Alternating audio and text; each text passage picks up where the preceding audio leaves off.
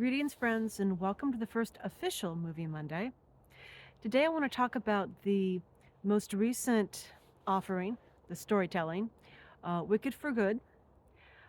I'm not interested in interpreting, analyzing the book that was written more than 100 years ago, the movie that was created nearly 100 years ago, the stage play that was created maybe a decade ago, more or less, the book it was based on, or the first half of this story, for the reason, this very valid reason, that a cake baked 100 years ago, or 50 years ago, or 30 days ago is not going to reflect what's going on in the kitchen right now.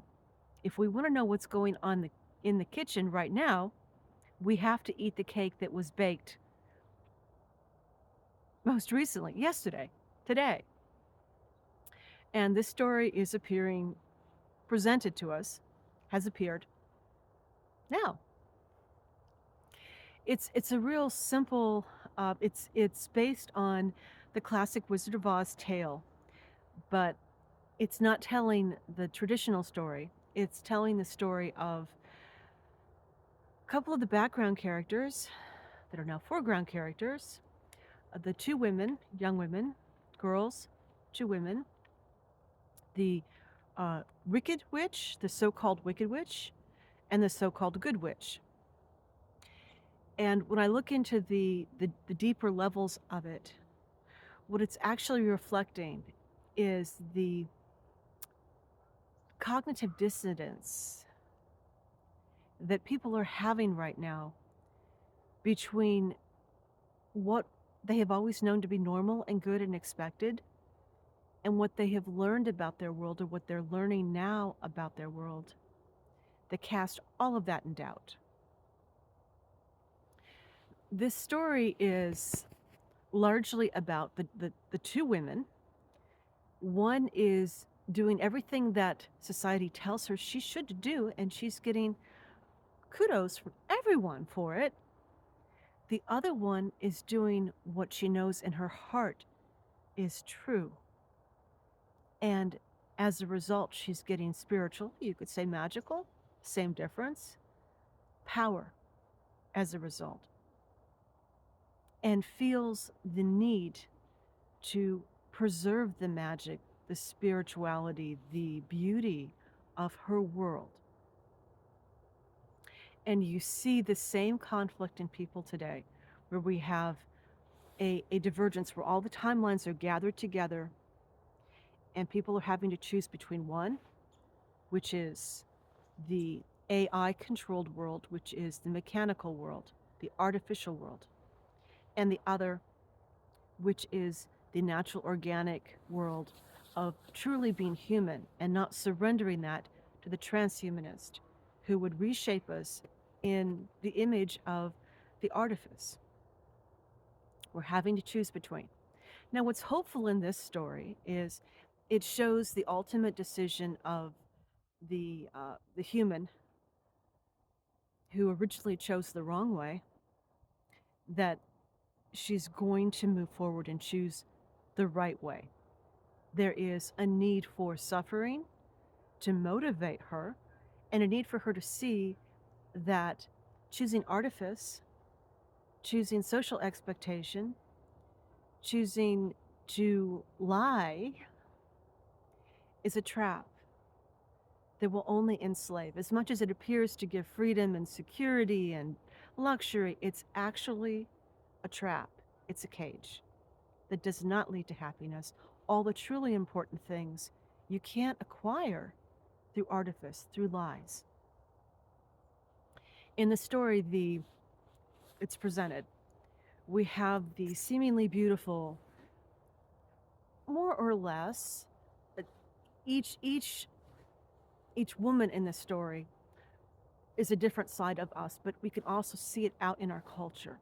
The artificial, the beautiful, seemingly beautiful, who acquiesces to the lie. She's the good character, the Glinda the good, the beautiful, the pink, showing pink is friendship to everyone. It's friendly. It's considered to be the quintessential female color in our culture, which she's holding that role. Within the scope of the story, you have the supposed wizard who he's pretending to have all of the spiritual ability, magical ability. He wears the green. Green is the symbol of spirituality, of magic, of power, magical power. He wears it, but he creates it through artifice. It's not real. It's a costume he puts on, but it's not coming from within. Everything that he creates to present his magic, it's mechanical, like our Silicon Valley, like all of those who would have us use machines for the kind of things that we could do with our spirit alone if we have integrity, if we follow that, if we prioritize that, if we cherish it, if we care for it. He would enslave that to the pretend, to the artifice, to the, oh yes, I have power, and presenting that to the world, but in truth, no. The real power in the dynamic of that story is the madame who stands behind him, who also wears the green. She too lies, does not have integrity. But as with our world, this is metaphoric for our world, she steals it. She takes it from others. She doesn't have to create it in herself. She doesn't have to stand in source to create her power. She takes it from others and robs them of theirs. In this case, the others are the talking animals. There are animals within Oz, within this story, who have elevated themselves, who are able to interact with humans, and it's implied, teach them the magic, the spirituality, how to live within that beautiful, colorful world in peace and prosperity. And these creatures, these denizens, have been rounded up and their magic taken from them. Now, this is not specifically related in the story because it's a family story, it's a child story. We don't want to press the darkness to make it too obvious. But for those who can see, the animals are representing, it's very obvious to those who can see. We farm animals. In Oz, the animals are farmed for their magical capacity. They're imprisoned, and Madame Marvel, the Madame, the true power within Oz, is pulling their energy, their magic, to feed her own, taking it on so that she can do amazing things. Again, it doesn't come from her, it comes from them. The same as within our world, the farmers taking the innocents, those with a lot of raw spirit, and pulling their vitality, consuming it. We eat animals. Our farmers consume us and empower themselves from us and run the society, which is what we see within this story. Behind the scenes, behind the representation of the wizard, the artifice, the Silicon Valley, she's behind it all, running the world, running that world, and consuming the very essence of what's giving her her power in the first place, to the point where it won't be too much longer when all of that will be gone, which is what we were seeing here until we put a stop to it. which is also reflected in this story. We have the human who's in integrity to the point where it shows on her skin. She is literally green because magic is so much a part of her, she can't hide it. She doesn't give in to the promise of luxury and security because spirit, the magic, is too much a part of her. She can't compromise herself. She can see through it. And she tries to help those around her to see the truth and to do the right thing. Unfortunately, those around her have been so indoctrinated that it's hard for them to break out.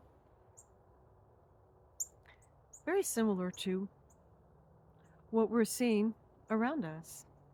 It's pretty hard for people to face the truth right now.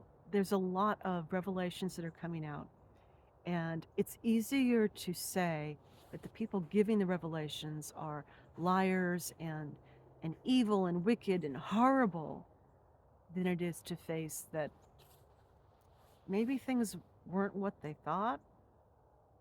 Maybe they need to reevaluate. But what I found very hopeful within the scope of the story is the choice at the end. The one who has compromised herself is given a chance to redeem herself, to fix the problems. And because she has made the right decision, experienced hardship, wants to do the right thing, she's able to recover her magic, the potential for it, her spirit, the potential for it, and move forward to clean up all of the problems and all of the damage. And again, that's what we're seeing here. A few side notes about the representation of the different characters. We have the character who becomes the Tin Man, the one without a heart. And what's interesting about the symbology there is he is enamored with the beautiful woman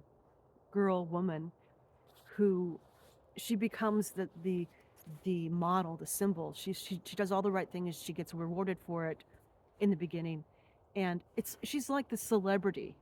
She's symbolic of the celebrity in our culture, where we look up to them, where they're the role model. They encourage us to do the right thing, to do what the powers that be want us to do. She's our role model. It looks like she has power, even though she doesn't. And so, we want to impress her. And of course, he falls deeply in love with her and will do whatever she wants him to do, whatever he can to make a good impression. And as a result, he's himself enslaved and deeply harmed to the point where his physical body is compromised. And we see that in our situations, metaphor for the people who follow celebrity in awe and unfortunately blindly, to the point where they are harmed by trusting the wrong person, by trusting the wrong thing. So they lose their heart. They become jaded and angry, and they lose their soul. They lose their body even because of the choices that they've made by following what they're told from the celebrities, from the media, from those who are elevated to tell us the way it should be. And we have the cowardly lion, who he's a talking animal, therefore he has a lot of magic. But because of the way he was handled early in his life, he has been hurt. And it's because of who and what he is, and the fact that they had imprisoned him. Well, a lion is a lot of power, right? Talking lion, a lot of spiritual power. So a lot of power to be tapped, a young lion, a lot of power to be tapped.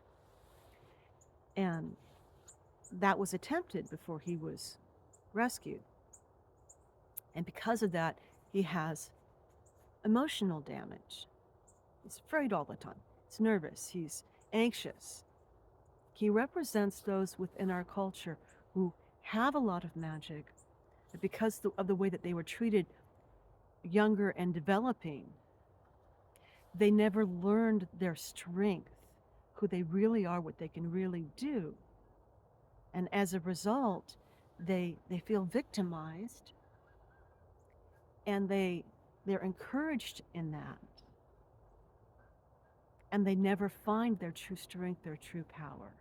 They live within that dark anxiety of being wounded. It's interesting to see how all of this develops and how it all plays out. Again, I could do a lot more fingering of the different symbols. It's a target-rich story that I'm starting off with, and I could give an hour's analysis, and I'd still be just touching the surface. We haven't gotten into Prince Fiaro and his relationship to, the military, and where his loyalties lay. But I've given you the gist of it. It's a pretty good story for right now, and very hopeful, but very dark. I wasn't expecting the elements of the consumption of the animals for power. It's implied but not shown. We are beyond that. We are free, we are sovereign, and we're moving forward. So again, it's a hopeful story, but a little sad to see those with the highest integrity moving on past this world and into something other, something more, which we may also see as things move forward. Thank you for spending time with me. Welcome to Movie Mondays, and welcome to the woods.